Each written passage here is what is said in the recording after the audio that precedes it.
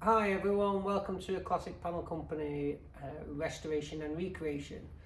This is the part of the business where we do our projects.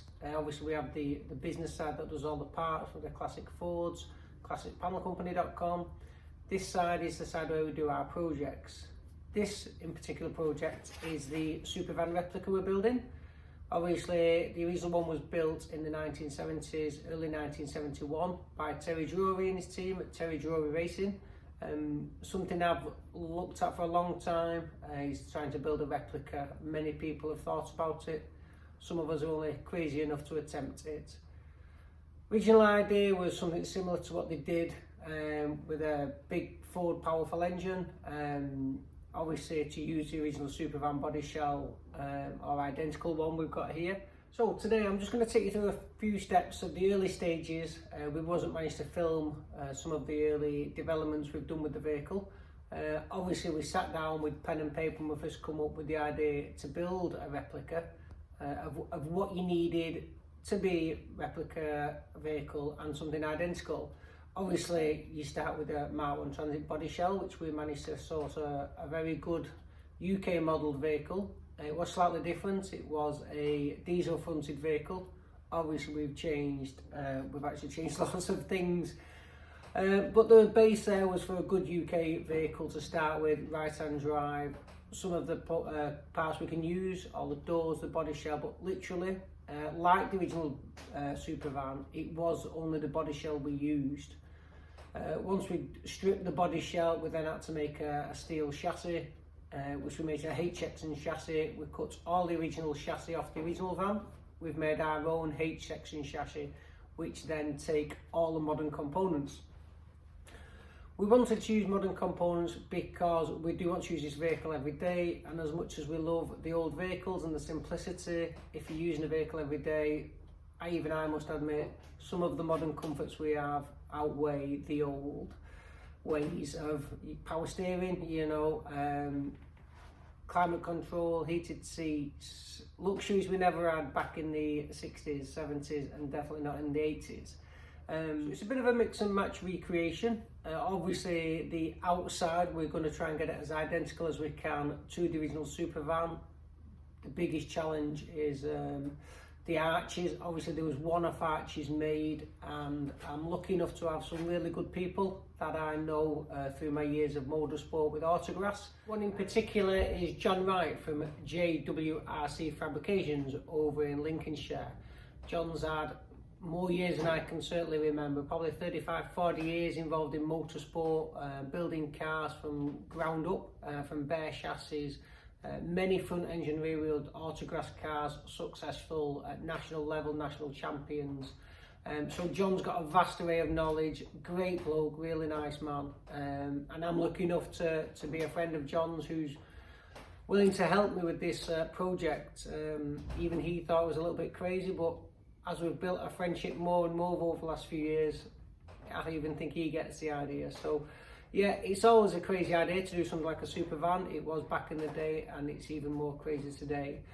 So before the van goes down to John's, which is hopefully very soon, there's quite a long list of people to thank. They've all had a bit of input, they've all done some work for me. I can't always do everything myself. I don't have a fully fledged workshop. We're more about building things once we've collected the parts, a lot of it, like the donor vehicle, we've managed to buy the donor vehicle complete, strip it ourselves, put all the parts on the shelves ready to measure and design a chassis to suit. So originally we bought the van, like I say, it was a UK model van, in fairly decent condition. Obviously you're looking at a vehicle that's from 1971, it's never going to be pristine when it's been parked up unless it's very expensive and had a full restoration. The next step was to design a chassis alongside what would take modern components. So the biggest choice for us was what modern car to use, with many problems with modern cars being the electrics, what they need to work, the components, and literally how would we create it.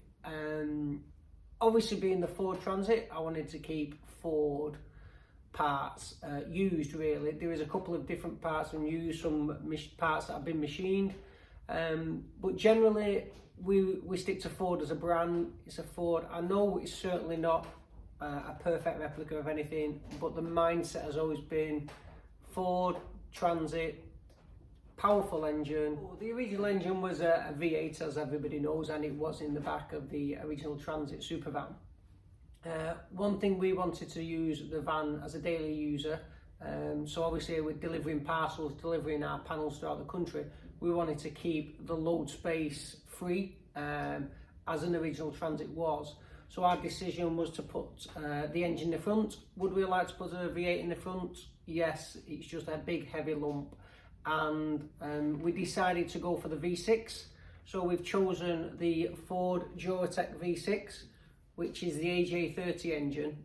Very powerful engine, it's compact, it's all aluminium, very light, very reliable. It's what comes in your Mondeo ST220s. Up to that, we've decided to go for an automatic gearbox due to the fact that the engine is pushed back. It's not quite mid-mounted, but the gear lever on a manual would be behind us.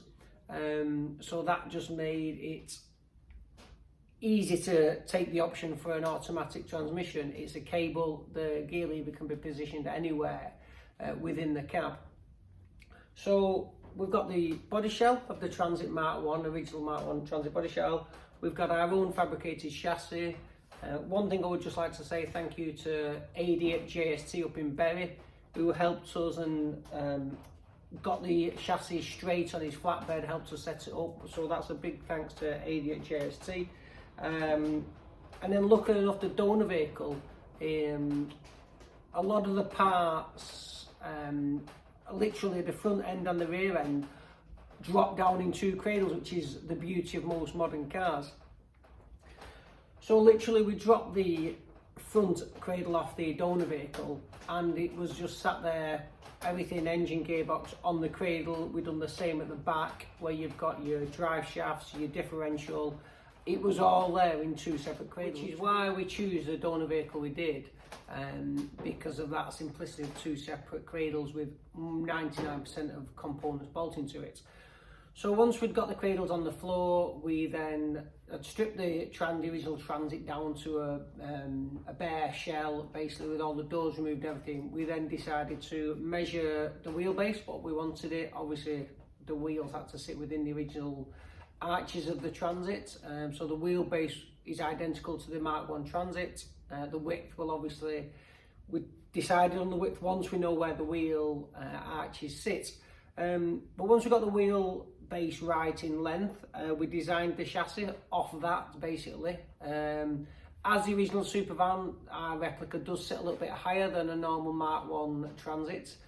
This is due to the fact that it is built on a separate chassis with the prop shaft and everything going underneath. As much as we try to get it as low as we can, it does sit similar height due to that fact. At that point we come to a decision how to make the chassis, where to point everything, where to put everything, and then get it positioned. So we started with the chassis. It's a 5mm thick rectangle chassis. It's got strengtheners so far up the chassis from the rear end, 70-80% to the front. Obviously we can't put them too far up due to the engine position.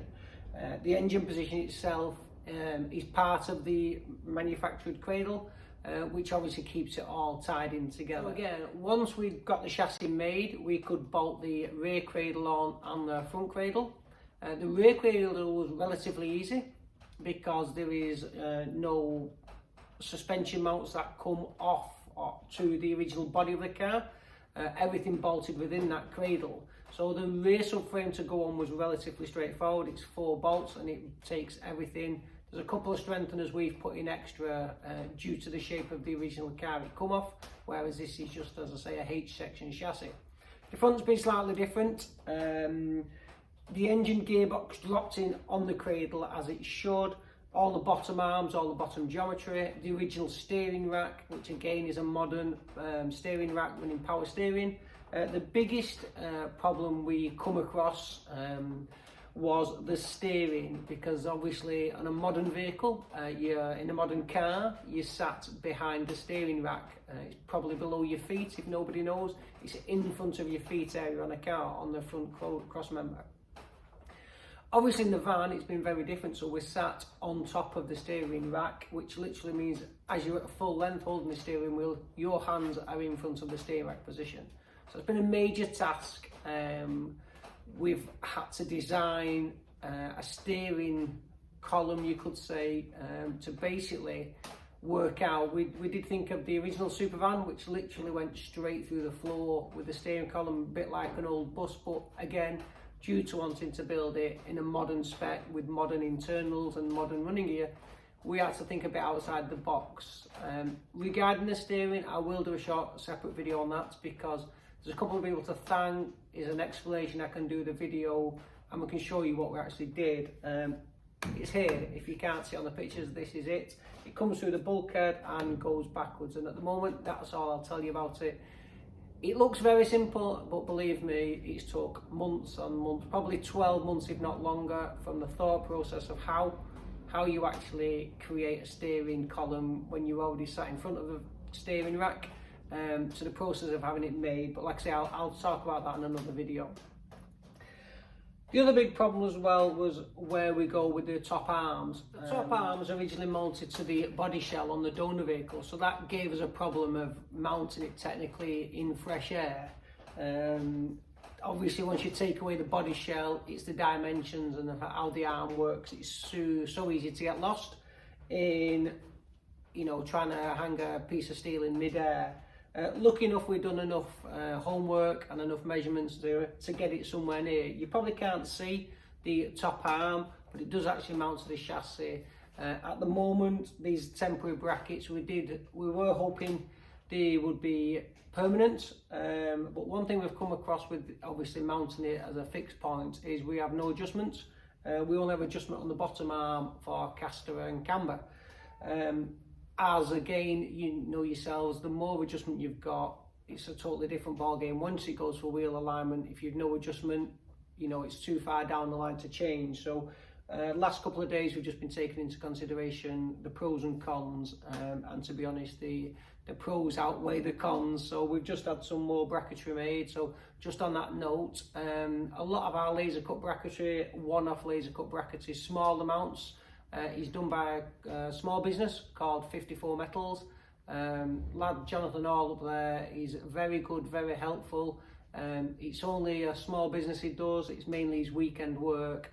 He's a very good engineer, very good at what he does, really nice guy to speak to. So if you think the big companies don't want to do your half a dozen brackets, they don't want you to do a couple of bits and pieces for your project, your road car, your hot rod, get in contact with Jonathan Hall. Like I say, it's 54 Metals. You'll find him on Facebook and Instagram. Really nice guy. You can send him cardboard cutouts, things that you want making. He even does some great fire pits if you are out for the summer camp. I will show you another thing Jonathan's made us. Not only does he do our laser cutting for the stronger bits, he's also done lots of 1mm, 1.5mm plates. There's a little egg in one of his videos, and that egg was for ourselves. We'll show you where that goes later. But getting back to the car, obviously, like I say, we had the top arm sorted, and then we had to work out the steering. So that's a bit of a rundown on the project van. Like I say, the body shell, the engine setup, gearbox, chassis is all been one-off made, as we say. What I'm going to do now, I'm just going to go around and show you a couple of the items we made. Steering box, the top arm setup with the long strut type arm, the brackets we've got on the front, and also the suspension. On the suspension note, we've had a big helping hand from Gaz Shocks, from Byron down there and his team. They've made us some one-off shockers, because the bottom half of the shocker is identical to what come off the donor vehicle, and the top mount is a universal mount, so we can mount it on our chassis with some of the brackets again Jonathan supplied at 54 Metals. So I'm just going to stop there, and I'm going to take you around the vehicle.